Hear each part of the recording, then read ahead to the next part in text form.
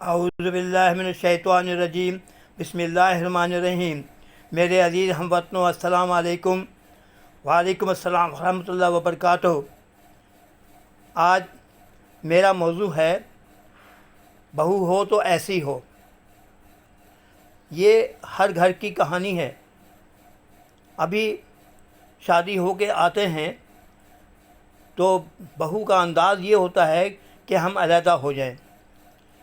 2 ہی دن میں وہ علیحدگی کے خواب دیکھنا شروع کر دیتی ہے، اور وہ کچھ عرصے کے بعد اپنے خاوند کو لے کر دوسرے گھر میں چلی جاتی ہے۔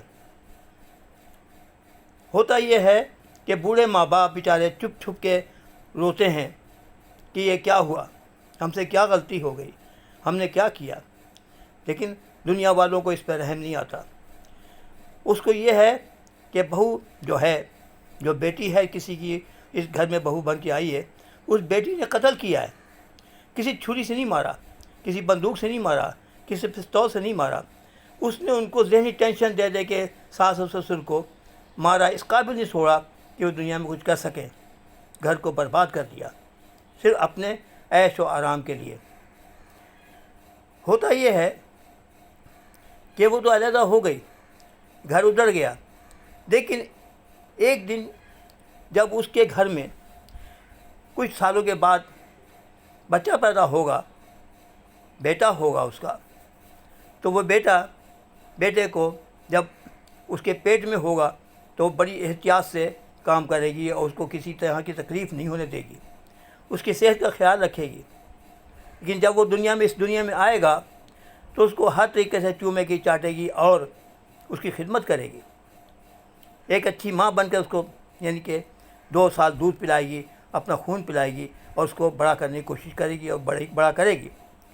لیکن ہوتا یہ ہے کہ جب وہ بڑا ہوتا ہے تو وہ اپنی بیوی کے ساتھ دوسرے گھر میں چلا جائے تو اس بہو پہ، اس بیٹی پہ کیا بنے گی؟ اس کو یاد آئے گا کہ میں نے بھی ایک دن اپنے ساس سسر کا قتل کیا تھا، ان کو تکلیف دی تھی جو آج مجھے ہو رہی ہے۔ کوئی ماں دنیا میں ایسی نہیں ہے، کوئی ماں جو یہ امید نہ رکھتی ہو کہ میں اپنے بچوں سے اب کچھ آرام اٹھاؤں، لیکن ایسا نصیب میں کم ہوتا ہے، نصیبوں والوں کو ملتا ہے۔ وہ ولی اللہ کا گھر ہے جہاں پہ ہر وقت خوشیاں ہی خوشیاں ہوتی ہیں۔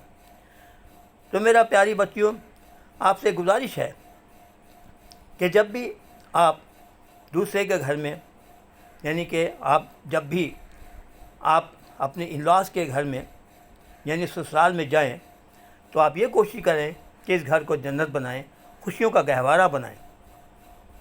تو ہوگا یہ کہ آپ بہت سی مصیبتوں سے دور رہیں گی اور اپنے زندگی اچھی پاس کریں گی۔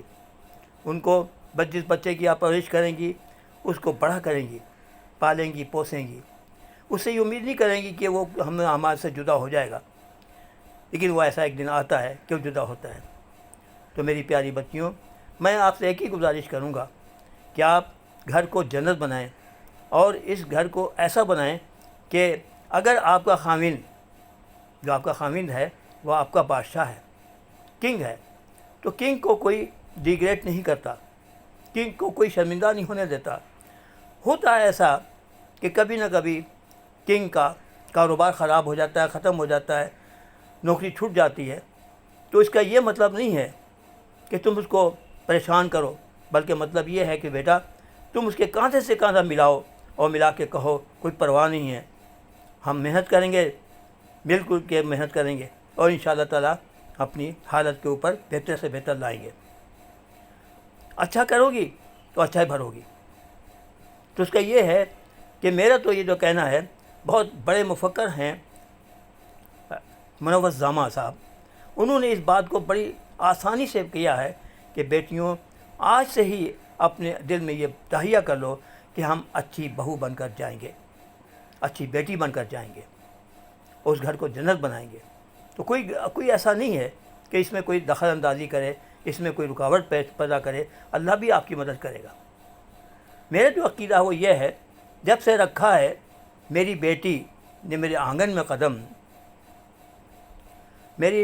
جب سے رکھا ہے میری بیٹی نے میرے آنگن میں قدم، غربت نے مجھے اس دن سے فاقہ نہیں ہونے دیا۔ بیٹیاں جو ہیں وہ گھر کو گلشن بناتی ہیں، اور وہی بیٹیاں جو ہیں وہ مائیں بنتی ہیں، اور پھر ماؤں کے بعد جو انہیں تکلیف دی جائے تو وہ اچھا نہیں ہوتا۔ لہذا یہ ہے کہ آپ اپنے آپ کو بہتر سے بہتر انسان بنائیں۔ بچیوں سے میری گزارش ہے کہ وہ ہر حالت میں صبر اور شکر کا دامن نہ چھوڑیں۔ منور زمان صاحب بہت بڑے مفکر ہیں، انہوں نے فرمایا ہے کہ صبر اور شکر ہمیں نبی کریم صلی اللہ علیہ وسلم سے ملا ہے، ہمارے مذہب کا ایک حصہ ہے۔ اور یہ دیکھیں کہ حضرت فاطمہ جو نبی پاک صلی اللہ علیہ وسلم کی بیٹی دختر، انہوں نے زندگی بھر محنت مشقت کی اور یہ ثابت کیا کہ اچھی بہو کیسی ہوتی ہے۔ نبی پاک صلی اللہ علیہ وسلم دیکھیں اپنی بیٹی کا کتنا احترام کرتے تھے کہ جب وہ تشریف لاتی تھیں تو ان کے لیے چادر بچھاتے تھے اور ان کو بیٹھنے کے لیے کہتے تھے اور خود کھڑے ہو جاتے تھے۔ تو میرے عزیز دوستوں، آپ سے گزارش ہے کہ اپنی بچیوں کی تربیت بہت اعلیٰ کرو۔ ایسا کرو گے تو اس جہان میں بھی آپ کی عزت اور اس جہان میں بھی آپ کی عزت ہوگی۔